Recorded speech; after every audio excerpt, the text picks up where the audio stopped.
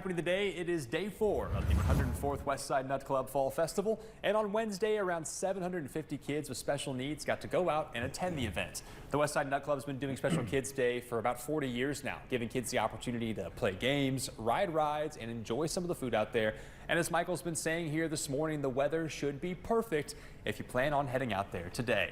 Joining us this morning to talk about the festival, we've got Brandon Julian here, who's the 2025 Westside Nut Club Publicity Chair. We've also got Justin Getling here, who's the 2026 Westside Nut Club Publicity Chair. So gentlemen, first of all, thank you so much for joining us here at Head of Day 4. Appreciate you having you on. Good morning. Thank you. First off, how's everything been going here? You're 3 days in, going up on day 4. How's it been?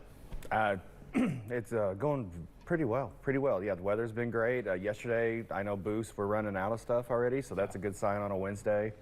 You know, the Donut Bank Burger came back yesterday, and they sold out and had to shut down for a little bit as far as making them, and then they got, started making more last night.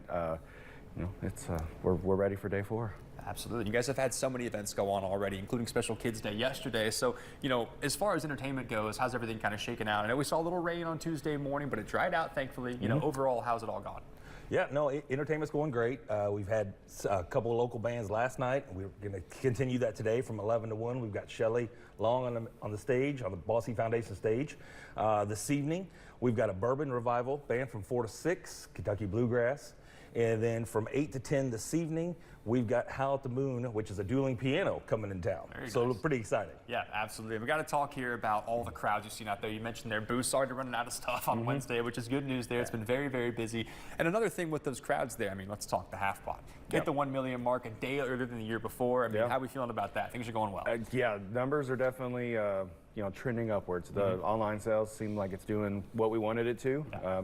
And you know, obviously, come down to the festival, buy your food, help out the nonprofit booths, and you know, get those half pot tickets. Yeah, absolutely. Behind us here, we've got that $1,175,630 there up on your screen. That is a ton of money. Yes. Kind of on track right now to hopefully beat the record of just over $2 million last year. And for you guys here, obviously the number's cool, and for those who win the half pot, awesome. But for you guys as well, you do your Founders Day and you give out so much money to people in the community, you know. So seeing that number tick up, obviously it's exciting. But for you guys, does it mean a little bit more knowing where it eventually all goes?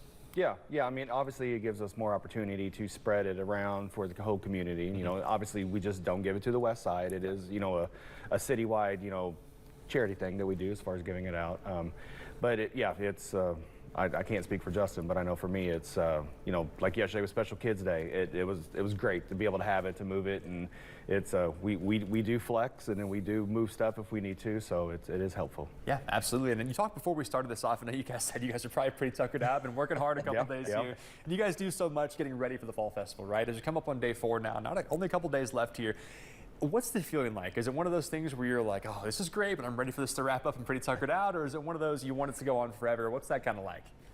I think it's a happy median of both. I mean, legs are starting to get a little tired, back's starting to hurt a little bit, but we get to do this for a full week throughout the year. A lot of the Nut Clubbers take vacations, so we're down there quite a bit. So it means a lot to every single Westside Nut Club member. Absolutely. And for those who were just joining us this morning, maybe haven't made it out just yet, or maybe they're in town visiting family for the weekend, that kind of thing, and they are considering coming down there, you know, you guys know all about this. What should they kind of know? What would you say to them?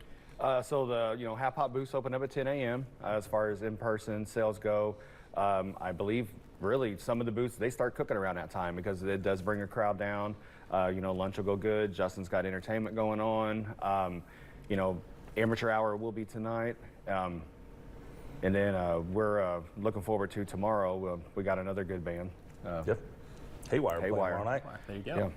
All right. Well, thank you, fellas. Brandon, Justin, thanks guys for joining us this morning. We appreciate it. Hopefully day 4 goes as good as the first 3 have gone. Before we go, here's a look at today's Fall Festival schedule. At 10 o'clock this morning, as they just said, those half-pot booths open up all along West Franklin Street. You've got Shelly Long and Stephen Anthony at 11 on the Bossy stage. The kiddie rides open up at noon, and all rides open up at 2.